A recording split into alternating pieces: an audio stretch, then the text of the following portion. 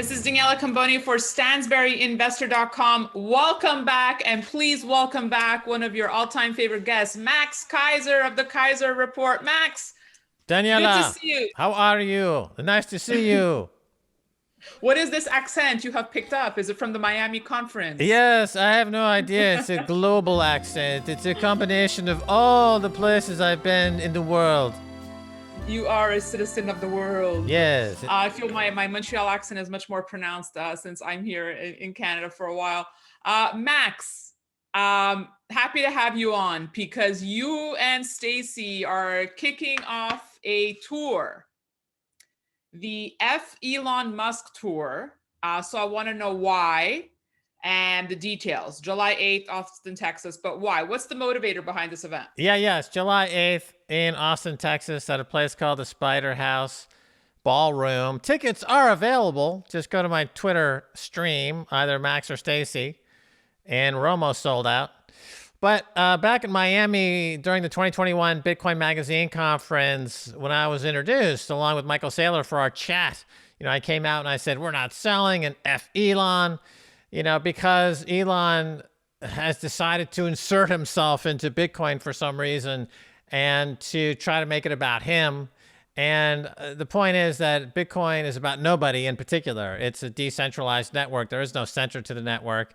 And a lot of people were fearful and saying, oh my gosh, don't upset Elon. He might sell. He bought some Bitcoin. So Bitcoin is about faith, and it's about getting rid of fiat money. And it's not about fear. And people need to disabuse themselves of having this fear of somebody like an Elon that they are now kowtowing to because they think he is somehow instrumental in Bitcoin. He's not.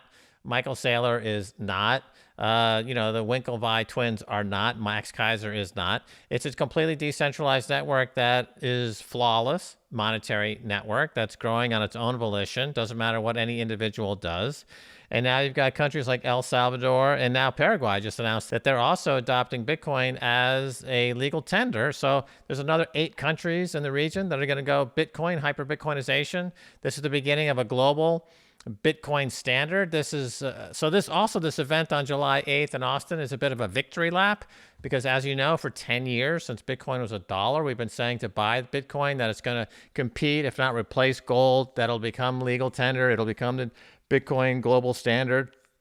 So it's a way to have some fun, kind of like as a victory lap, because we won. We won this race. All the fiat money's on the back foot. Gold is not doing anything. The altcoins, as they're called, whether it's BCH or BSV or Ether or Cardano or XRP, they're all now have been pretty much shown the exit because they claim to do things that Bitcoin can't do. But now Bitcoin has proven that it can do everything any of these things can do, but it can do it a lot better. So there's no use case for those altcoins whatsoever. I don't think many of them will be around in 2 or 3 years' time at all. So lots of things to break down here. Before we talk about the other things, just a few more points about the event. Is it a one-stop? Is it going to be a tour? And what can we expect? So this event is the beginning of multiple events. So it is a bit of a tour. And I think the next one will be in Miami. We're looking at Seattle. We have about 5 or 6 cities lined up. And as we get information back, we work with local people in these cities to kind of find a good venue and to do things. And then the apps that allow these things to happen, Eventbrite, which is a ticketing app, is really a remarkable app. It's pretty simple to use. You can set up an event and people can buy tickets. And so in this particular event in Austin, you get a barbecue, which we're setting up. Stacy's arranging the best barbecue in Austin. We're going to have entertainment. Stacy's going to be interviewing a couple of local Bitcoin legends, as well as I'll be doing a 30-minute or 40-minute rage, which I've done many, many times all over the world for 10 years, where I call it stand-up rage, just raging against Jamie Dimon, the banks, the central banks, fiat money, all the posers like Nassim Taleb or Mark Cuban, all these people that are, foolish. So I just go off on a wildly unhinged rant. Max Keiser rage. Yeah, it's a Max Keiser rage. I do it for a living, so that's my, that's my job. Most important thing, you know how much I love a good T-shirt. You're getting T-shirts made. Yeah, we'll have T-shirts, some posters. Let's see what else. So I think the place opens at 5 o'clock. It'll be open till 2 a.m. It's a very sociable place. You know, you kind of hang out and party. We got a great DJ, Sticky Buds, flying in from Canada. He's one of the best DJs in the world. He was live DJing from a boat a couple of days ago, playing some Bitcoin music. So the Sticky Buds part, it's alone is worth the price of admission because he's one of the best DJs in the world. I didn't know there was Bitcoin music. Right, there are some tunes like "Gotta Pump It Up," "Hey, Pump It Up," "You Gotta Pump It Up." Right, that's a Bitcoin song. All right. Then there's a few others that have become known to Bitcoin. There's that one where the guy's playing the bongo, and Adam Back is kind of jiving with his head. I forget the tune. Gold's got to catch up. We need some songs here. Gold's never going to catch up. So, okay, there's a lot of serious topics I want to talk about, but the Miami conference, I mean, this went viral. Like it got picked up by, CNBC. Trevor Noah spoke about you because you were really passionate, right? So the event is taking place as Elon is tweeting, as the Bitcoin price is coming down. And things got pretty heated. You ripped up money on national television. Just your thoughts on that conference and what you were feeling those days. Right. Well, as far as ripping up money, that was actually 2 years earlier at Bitcoin 2019. But because, that was not from this conference. No, but because I was wearing the same suit and shirt, people kind of cut it together and they said this is what happened at the event. But if you look at that, that was from 2 years ago in San Francisco. And I've ripped up money like that many, many times. I think I've ripped up close to $50,000 over the years. But it's part of my act. I typically enter ripping up dollars, ripping them up, so that people can understand that they're just worthless garbage and that there's nothing there to respect in any way. And so it's, I think it's important to get that message across. It's not about the money. It's about sending a message, as the Joker said in one of the Batman movies, which is very true. And so that was from 2 years earlier. The actual event, the interview I had with Michael Saylor is really good. You can see it online. That lasts 25 minutes after the first 30 seconds, that people are focusing on. But that's fine. As I was saying, this is a time of victory for Bitcoin. We beat all the altcoins. We beat fiat money. We beat gold. So everyone is in a celebratory mood. It kind of like when you win the World Series or you win the Stanley Cup, so emotions are high, people are happy, there's partying. And our July 8th event is going to be basically a party in that sense. We beat them all. We beat them all, and things are just now getting into the sweet spot. But let's talk about the elephant in the room, Max. Things have been dapping. I mean, the Bitcoin price has come down drastically. We have, Wall Street people, and I don't want to even say their names because I know you don't care for them, but are saying, I'm done with Bitcoin. I've sold my Bitcoin. So a lot of people who had entered the party and were joining in on the celebrations are now exiting. And a lot of investors I speak to are saying, oh gosh, I'm so scared of what's happening in Bitcoin. I had so much belief in it. And now I don't know if I want to take part in something when a billionaire tweets, it corrects so drastically. So what do you say to so to put this into context, as I've been saying, we've been doing this for 10 years. We've had 15 of these corrections over the past 12 years. And this current one is an average one, nothing special. Number two, it always shakes out the weak hands. So like a Jim Cramer that you mentioned has lettuce hands or weak hands. He never did the research. He never talked about the technology. He was in and out. He's a trader. He's a hedge fund guy. He's not a serious money manager by any respect. Meanwhile, Paul Tudor Jones came out and said, I'm upping my allocation from 1% to 5%. Mm-hmm. Paul Tudor Jones is a very successful, multi-decade successful career hedge fund money manager titan. Jim Cramer is an entertainer on CNBC who, if you look at all his buys and sells over 15 years, you'd come out exactly dead even. He's never made anyone a nickel. So that's a big difference there. Number two, the hodling a security is always difficult. I remember when I was buying Apple stock in the late 90s when it had crashed and Steve Jobs just came back into the company.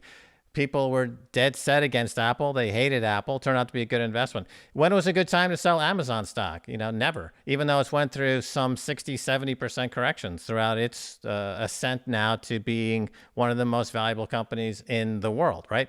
So volatility in Bitcoin is something we want because it's a trade-off we accept. Because holding fiat money means you have stability, but you're guaranteed to lose purchasing power. Holding Bitcoin is volatile, but you're guaranteed to increase purchasing power. Guaranteed. A word you rarely see in the investment world. And I was a fiduciary and a money manager and a stockbroker on Wall Street for many, many years. Very rare, never do use a word guaranteed, but I can, in this sense, tell you, you have a guaranteed rise in purchasing power with Bitcoin. And you do accept some volatility for that. But at a 200% annualized rate of return for 10 years, I'm willing to accept a little volatility. Anybody who's shaken out now, that happens all the time. I mean, those are markets. People, they pop in, they pop out. They don't do their research. They don't know why they own it to begin with.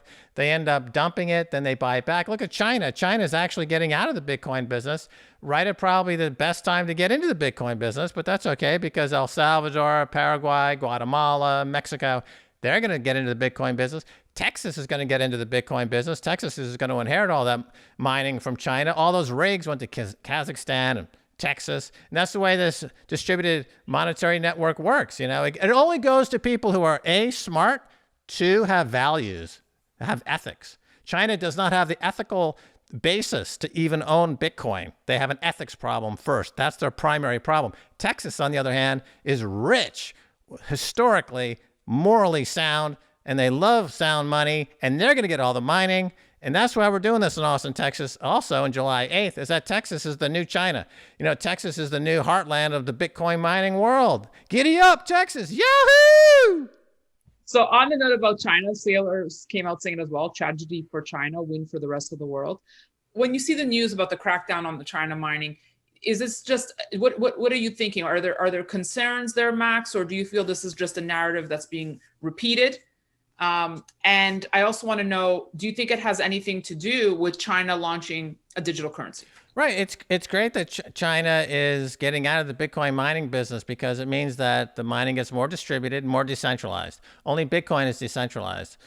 Nothing else is. Fiat money is not, gold is not, and the altcoin, certainly no altcoin is decentralized. Only Bitcoin is truly decentralized. And so people used to say, China's overly mining, too much mining in Bitcoin, it's too centralized. Okay, well, now that's no longer true anymore. It's being dispersed, it's being decentralized. Exactly as the game theory baked into the Bitcoin protocol would tell you would happen, has happened. As I said would happen 5 years ago, 4 years ago, 3 years ago, I said that decentralization was always going to hew toward more decentralization. So China's out of the picture. Their own central bank digital currency is just more centralized garbage. It doesn't compete with Bitcoin. It's just another version of their own fiat money that they're just doing digitally. The stock doesn't compete with Bitcoin. They will be plowing back into Bitcoin at $500,000 to $600,000 a coin. China made a strategic error right now, geopolitically, but it's great for El Salvador. It's great for Guatemala. It's great for Paraguay. It's great for Mexico because they're going to inherit this monetary network at a great price. So remember, there's been compounding at 200% a year for 10 years. I still have a $220,000 target for Bitcoin in 2021. Well, that's still my target in 2021. I'm happy you brought it up because this is the room where it happened, Max, right. Where we had that video that went viral where you gave your forecast for the year, and I have my forecast tucked away in my childhood desk right next to me. I want to know, you have this big, bold forecast of 220,000. Yeah. You were hoping for November. Have you since adjusted? No. I saw the same thing in 2013 and again in another period where you had a 5, 6, 7x move in a compressed amount of time. So I still have that target. The fundamentals that apply to Bitcoin are only getting stronger. And people are, I think, not pricing in this news about sovereign states making Bitcoin legal tender. I mean, this is the first, Bitcoin separates state from money. In the case of El Salvador, it'll be running parallel with the dollar. But The individuals have the right to take control of their own private keys. It's outside of the state's control. Same thing everywhere. And the government makes a good point. They're saying, why should we be in the business of the central bank business? We can outsource that to Bitcoin, and we can use geothermal, which is free and ecologically sound. And we can do other stuff with our time as a government. Government shouldn't be wasting their time trying to monkey around with monetary policy. It's a complete waste of government's time. Just outsource your monetary policy to Bitcoin and work on something else. Build roads, take out trash, do something that governments are good at. Don't focus on monetary policy. Governments are horrible at monetary policy. At this point, there's no difference between the United States and the Soviet Union in terms of monetary policy right now. You have a Politburo of decision makers making horrible decisions based on price signals that are concocted out of horrible feedback, out of horrible price signals, and they're both going to go the exact same way, into the trash bin of history, because they have no monetary policy, because they're run by kleptocrats and geriatric senile old idiots, and they're just going to die on the vine.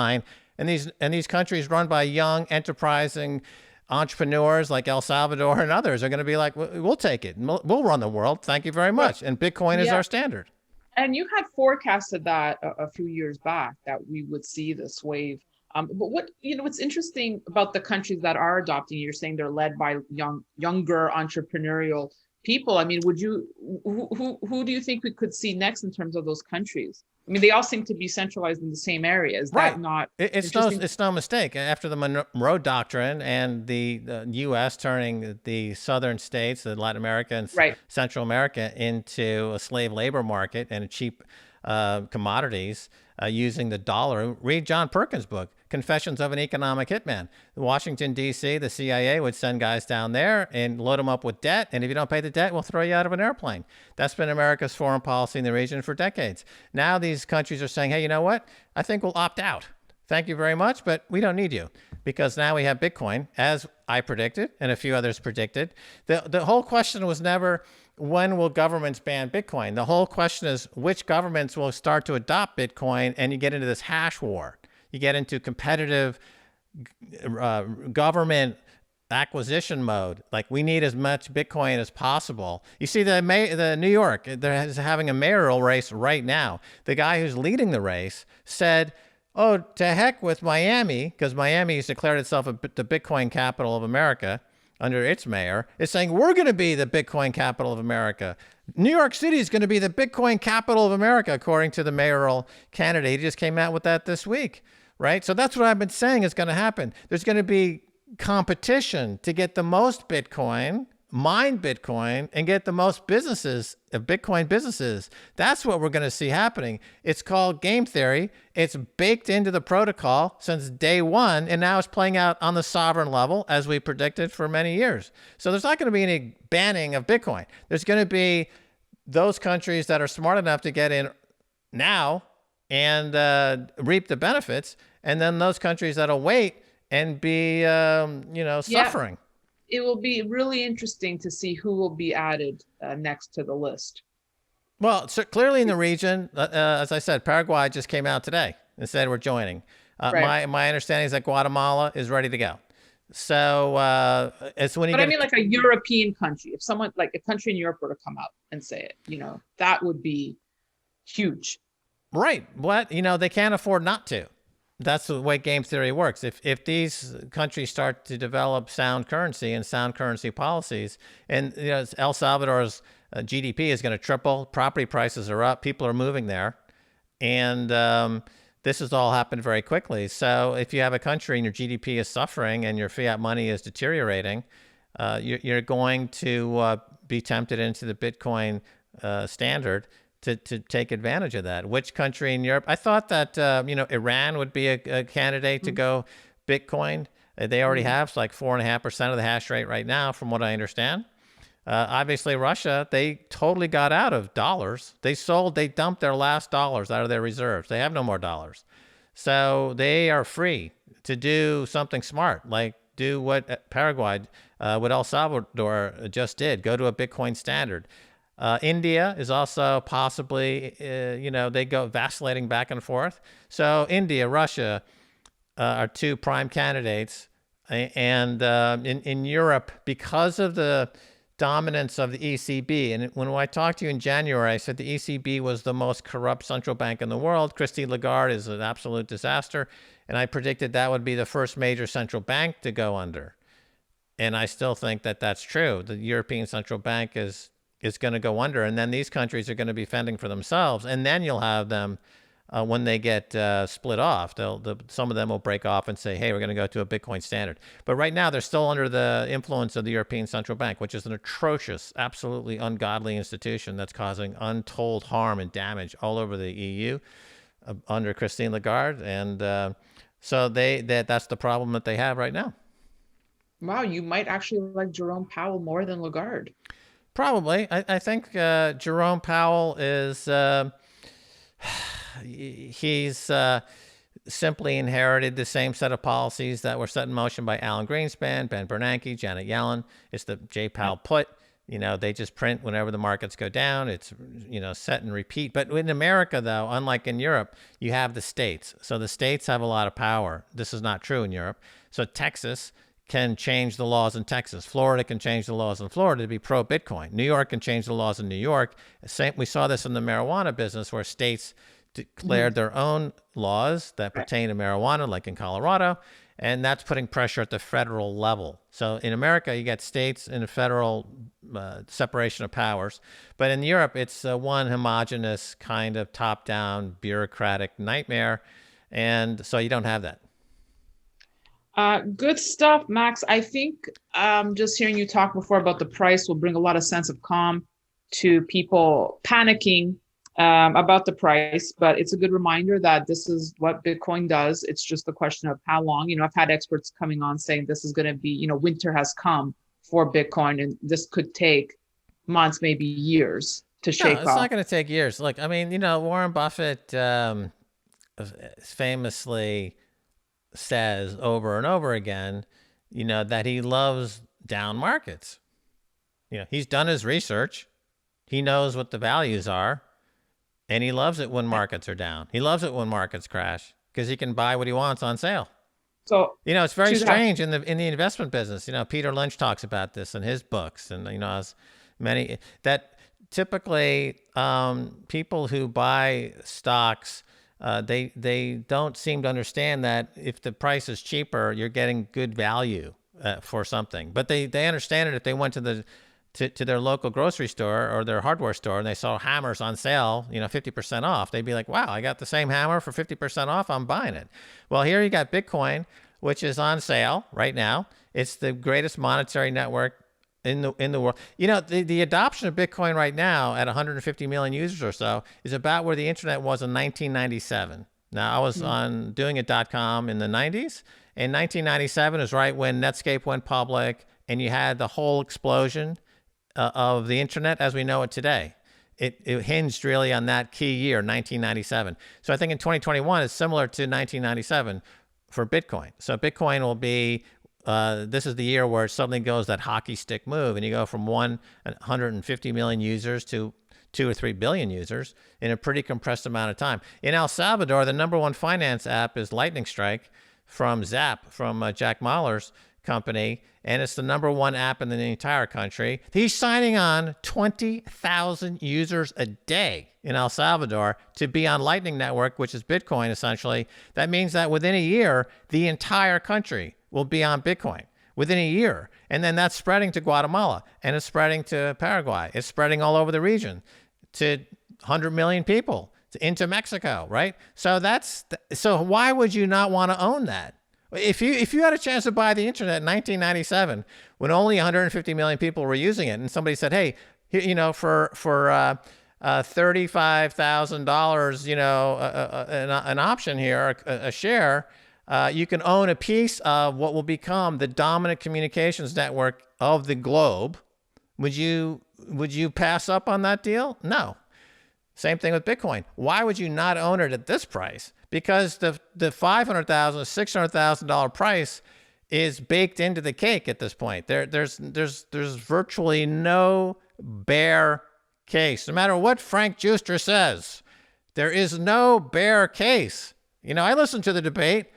None of those points made up, but he's not the only one. No, none of the bears, none of those points that have held up. They're just recycling the same old FUD. Fear, uncertainty, and doubt over and over and over again. They can't even come up with anything new. Well, a lot of the gold bugs this week were coming out saying, hey, Bitcoiners, we told you so. You want to park your wealth in this? Look at the kind of correction you'd have to stomach. Well, again, it's a trade-off. Do you want guaranteed increase in purchasing power with a little volatility? Or do you want to be in paper money where it's guaranteed loss of purchasing power? And I use the word guaranteed. Or with gold, which is just going sideways. Gold is a captive market. You don't get good price signals in gold. It's not going anywhere.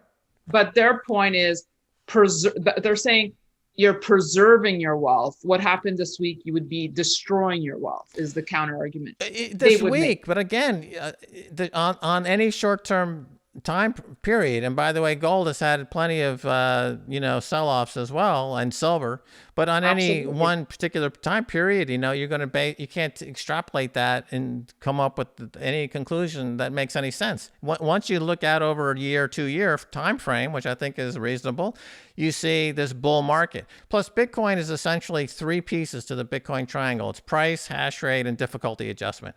Those 3 pieces make up the protocol. And each one of those 3 pieces interact with each other in a way that produces this incredible monetary network that's outside any bank or state.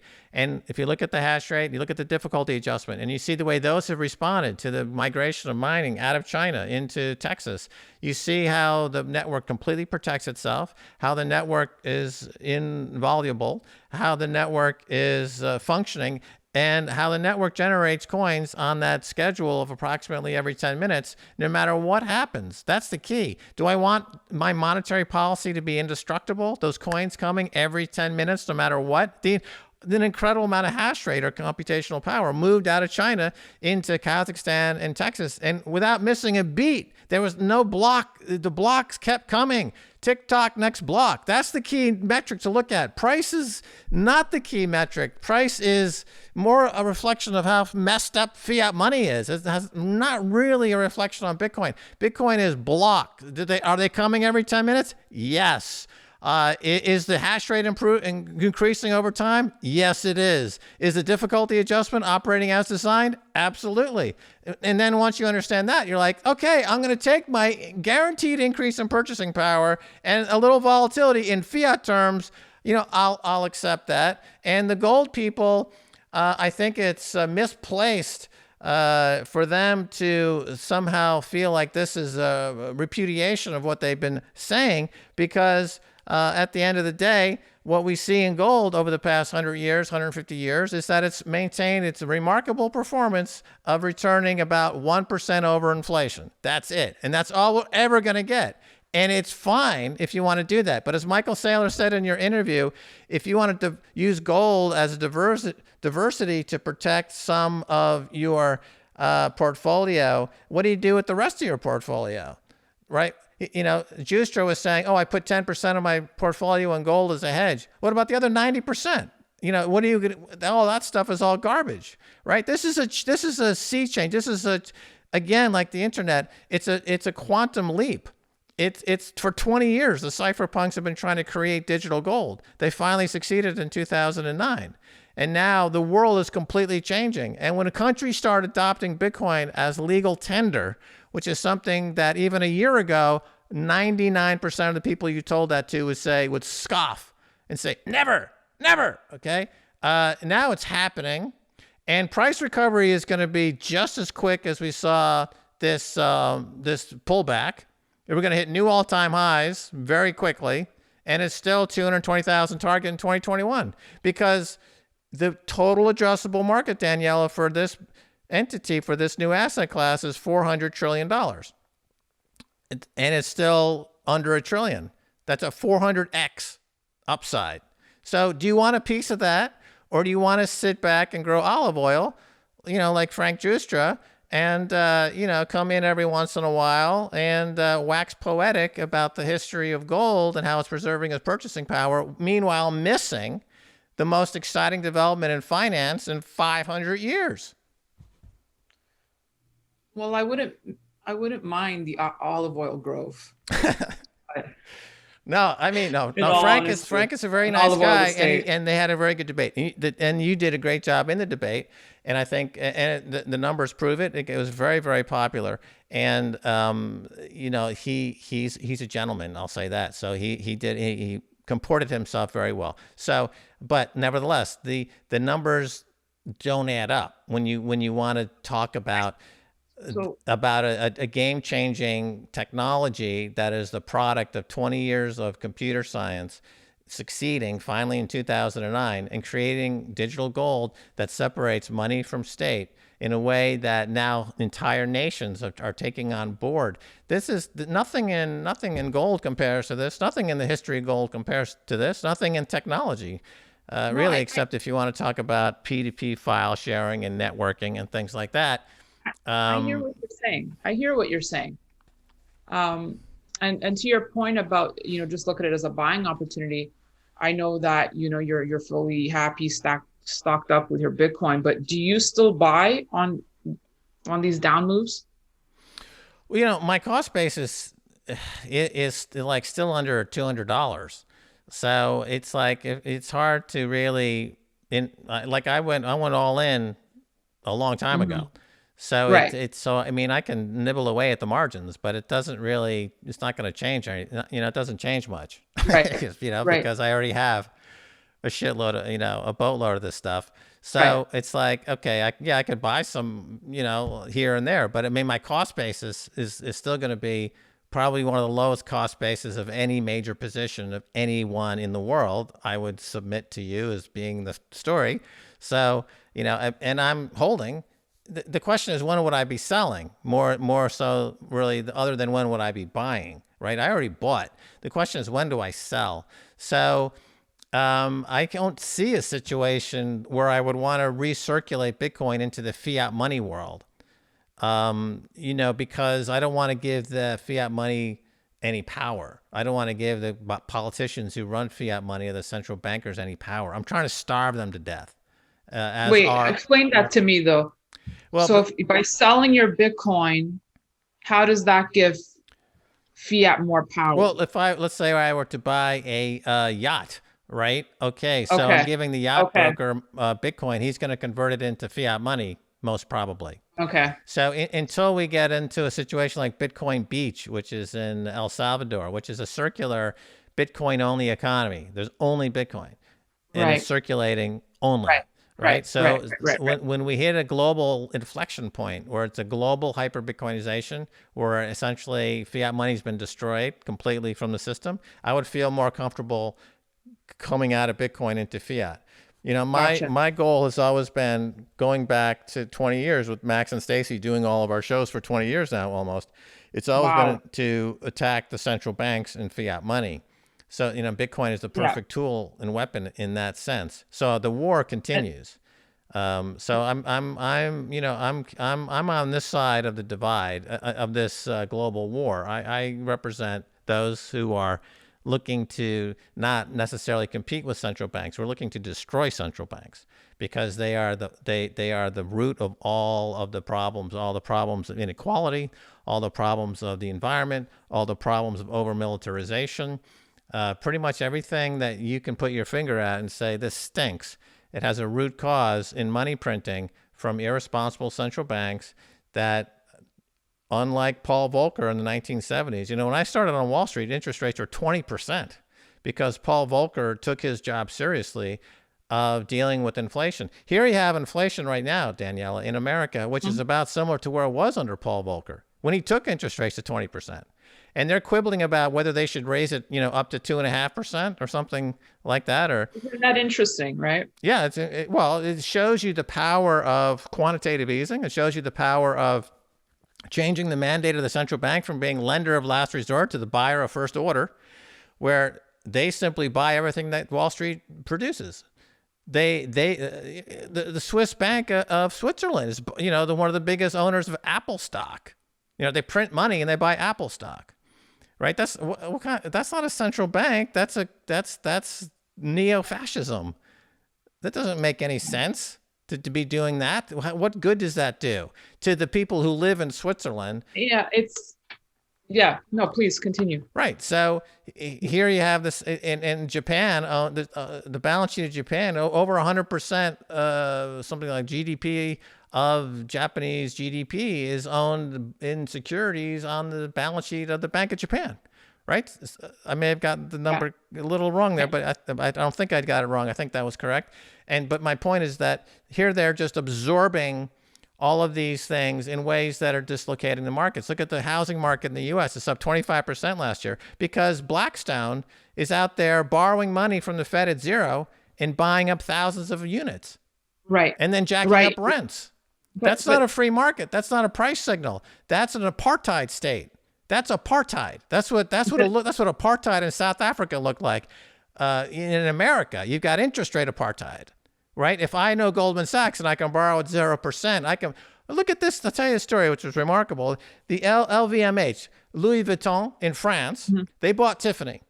Who loaned them the money to buy Tiffany? The European Central Bank under Christine Lagarde. And how much did they charge for that loan? Not zero, less than zero. Less than zero. It was given to the now richest man in the world to buy Tiffany's. So all the earnings, bam, accretive, right to the bottom line. And didn't cost him a penny. How much did Whole Foods cost Jeff Bezos? Well, his cost of money was zero.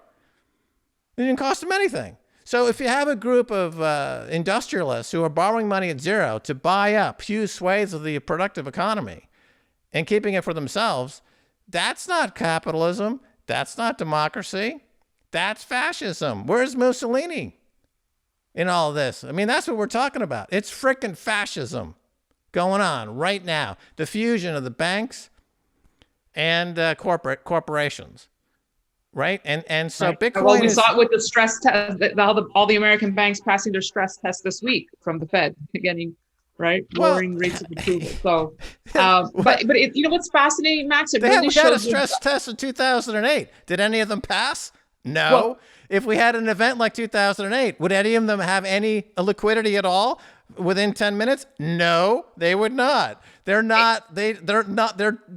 insolvent. They're technically insolvent. And without that multi-trillion-dollar gift coming out of the Fed's faucet every single day, they would immediately have to declare bankruptcy. This is the most egregious example. The evolution of the central bank from being background players to becoming the market is what's really fascinating.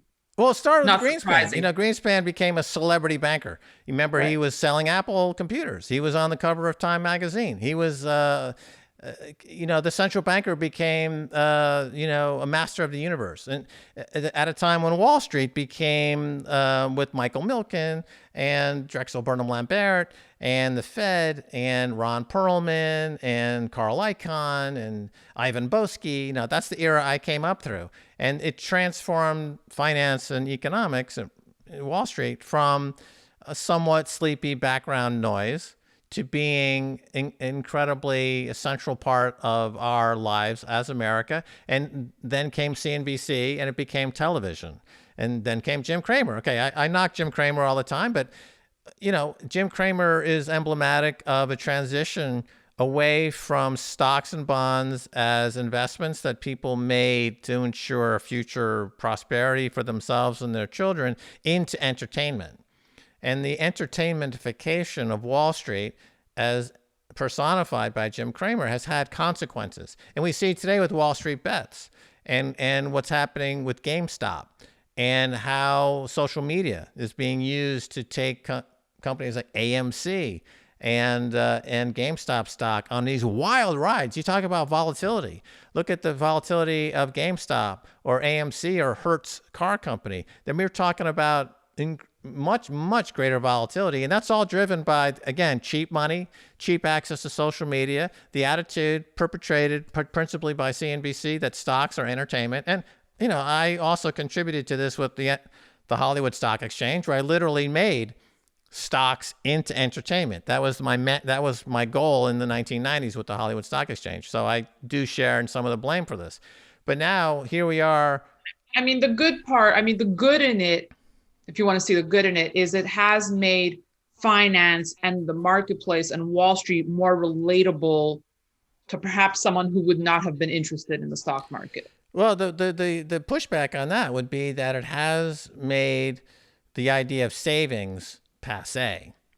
And True, this is true. But who wants savings? well, Right? anybody who's interested in having a sense of self-worth and integrity would want savings. Anyone, I often say that you can't have capitalism without capital, and you can't have capital without savings, and you can't have savings without offering people an interest rate to encourage them to save. So if interest rates are zero, and then you have no Exactly. savings, and therefore you have There's no no capital. environment. What's the There's value no of capital at environment. 0%? No, Where's my dividend discount model if my cost is zero? You can't do a model. As you're not Michael supposed to Saylor have has said, savings. all your models are broken. That's a 0% bound and going negative, right? So if therefore we don't have capitalism, we don't have savings. If you don't have savings, you don't have any this idea that you have value in the future. Interesting. You're basically saying the opposite of what Kiyosaki says, right? That he's basically saying you want debt. I love debt. Well, so did Donald Trump love debt. And that's, debt is in this economy where you get the tax breaks associated with taking on large debt, you can use debt to your advantage. But this is something, again, where I call it apartheid, where the vast majority of folks out there, they would prefer just to be able to save money at 4 or 5% and buy some stocks and hold them for 20 or 30 years and retire with a nice nest egg and have something to pass on to their heirs. The idea of having to game the system using debt and tax breaks is something that most people are not interested in doing because inherently they know in their hearts that this is detrimental to the economy as a whole, and it is. And it does tear at the fabric of our institutions and our society, which it does. And now we see the results. We see rioting in cities all over America. We see 90,000 dead from opiate overdoses last year, and that number is rising. We see the income and wealth gap skyrocketing to levels beyond even the robber baron era. And that's because people have decided that institutions like the church, schools, universities, civil service, your local PTA meeting, they could all be commodified, turned into securities, sold on Goldman Sachs as a bond, and distributed to pension funds, and then go bankrupt, right? Everything is turned into a security, and therefore there is no security. I'm really happy this conversation went here. When I speak with you, I never know where we're going to go, but it's such an important statement you're making. So for all the kids watching back at home, savings are good. It's a good thing. You don't need to show people you're wealthy. So stop spending money on frivolous things. Savings are good. Uncle Max just told you. You need, society has to have values. You can't all be gamblers, professional gamblers. And that's what we have right now. We have a society of almost everyone is in the gambling business in one way or another.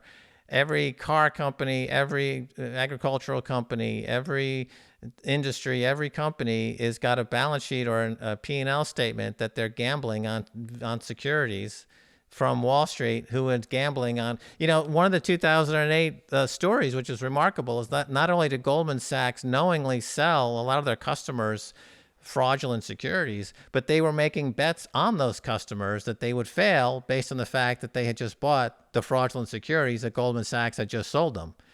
So it's fraud to the power of fraud, right? And when I say negative interest rates, what's the point of negative interest rates? Unless Goldman Sachs thinks they can go back in time and steal money from customers in the past. A very important conversation, a good one. Max, I appreciate your thoughts today. And July 8th is the day that Max and Stacy, icons in the financial world and a role model for couples out there. That's right, Daniela. You guys are. I always say it. I don't think I can name another Stacy's couple raising her eyebrows right now. No, She's like doubtful Stacy, of what your words are.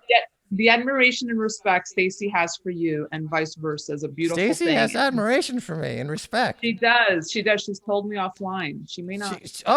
She did she? No, to be in your presence is a beautiful thing. And I'm happy you're kicking off this party in Austin, Texas. There's still some tickets left. So can you only pay in Bitcoin or you accept? No, it's a good way to get rid of your dirty fiat. Why waste Bitcoin? And I don't think Elon will be making a surprise appearance, but he's welcome to come by, and I'll throw him out. Awesome. Thank you, Max. Come back anytime to StansberryInvestor.com. We'll see you soon. All right. Talk to you soon, Danielle. Thanks. Bye. And thank you all for watching. We'll have much more for you, so be sure to stay tuned. In the meantime, remember to share us where you watch us. That's it for me. I'm Daniela Cambone.